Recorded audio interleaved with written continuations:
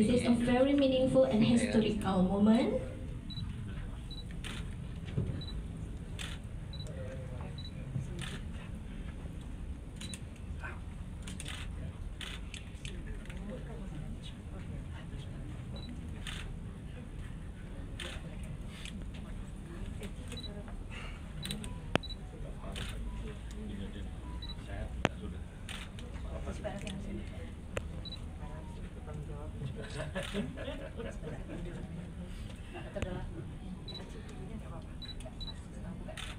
Mari kita saksikan bersama proses penandatangan. Ini sebagai wujud kolaborasi yang monumental. Silakan pada tim dokumentasi untuk mengambil gambar.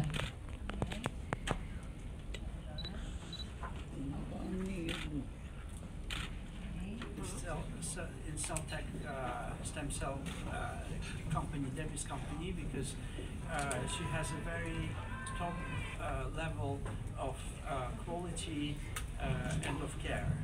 For us, it's very, very important. Oh, thank you very much. Maya. Yes, Maya. And so we're very much attracted by the organization that Debbie has created here and built here over the years. At the very highest standard of quality, of technological quality, of quality of the patient for the patient care and the selection of therapies. On that front as well, as I mentioned in my speech, Indonesia, thanks to Dr. Vinsky, Professor Vinsky, and her team, has really contributed and spearheaded the opening of the jurisdiction for the innovation in medical treatments, and this is something that is rare to find in the world. And there are only a few countries that are actually allowing such an openness and a positive attitude towards innovation from a jurisdictional perspective. So this is why. Yeah, I also want to say thank you to our Minister of Health, Budi Gunadi Sadikin, and the President, right? Yes. And also for the Chairman of the... Yes. Thank you for the question. Mungkin ada lagi? Ya, dari Cumi-cumi.com. Oke, siap. Siang, Prof. Prof, dalam bahasa yang sederhana, sebenarnya kerjasama ini bentuk konkretnya seperti apa? Lantas bagaimana masyarakat kita bisa menikmati langsung dari hasil kerjasama ini, Prof? Ya, terima kasih Mas Adi, Mbak Maya juga terima kasih tadi ya. Bentuk konkret, menurut saya sangat konkret karena bukan hanya sekedar teknologi, but also research and development.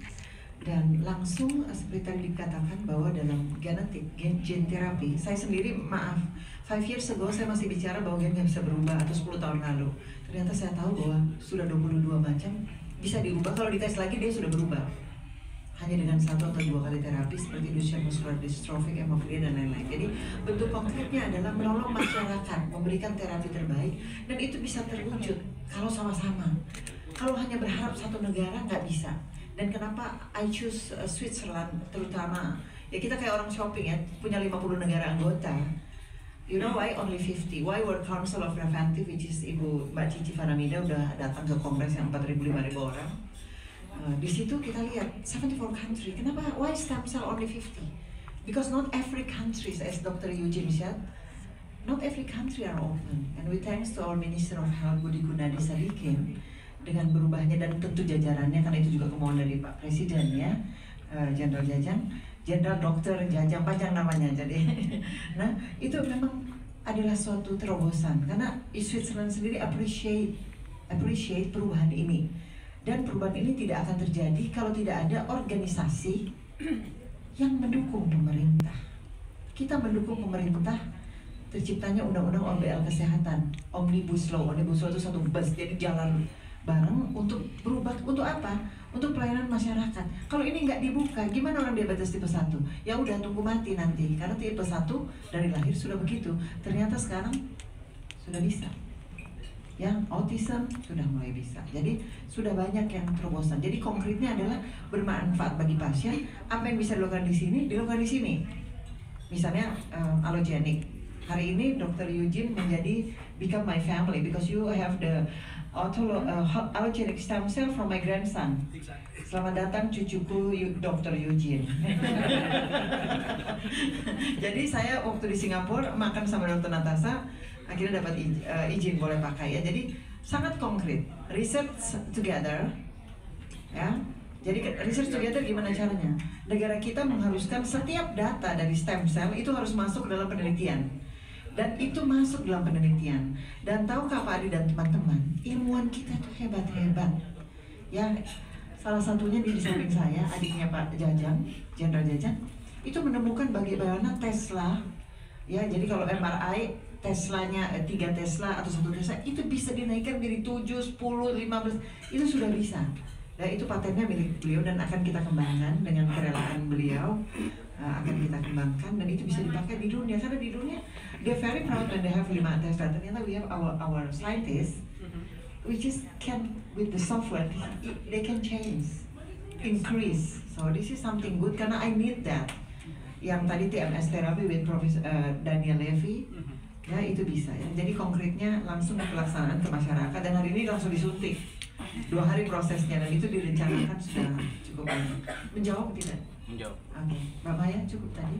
Silakan moderator Bu Jaja. Ada lagi? Silakan dari. Selamat siang, saya Ayu Utami dari Jakarta. Okay, I have 2 questions for Dr. Ijin. Okay. First, how do Swiss stem cells with stem cell biotech support the capacity building of selective laboratory? And the question, what is the main goal of this collaboration in the next 1 to 2 years? Okay. Well, thank you for the question.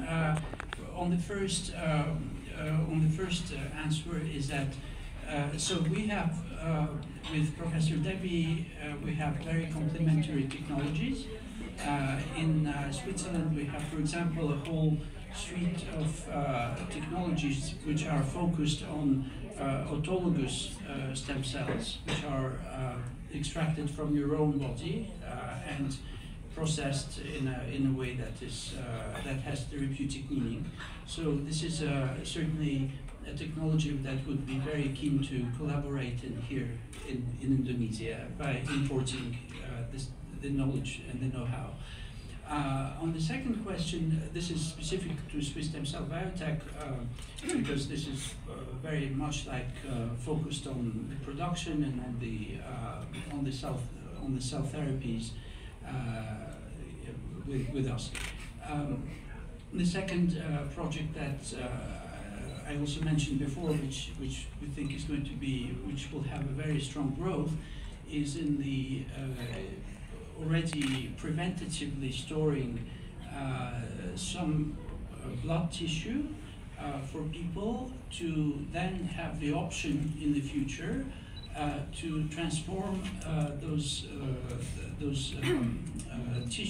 blood into induced pluripotent stem cells and then into functional tissues for specific diseases that they may or may not get in the future. So it's almost like an insurance policy that we can certainly have deployed here thanks to Dr. Binsky's infrastructure in Indonesia.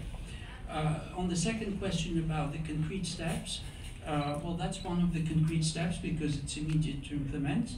The second one is also, which is very fast to implement, and we're very concrete in what we want to do, you know, in the sense that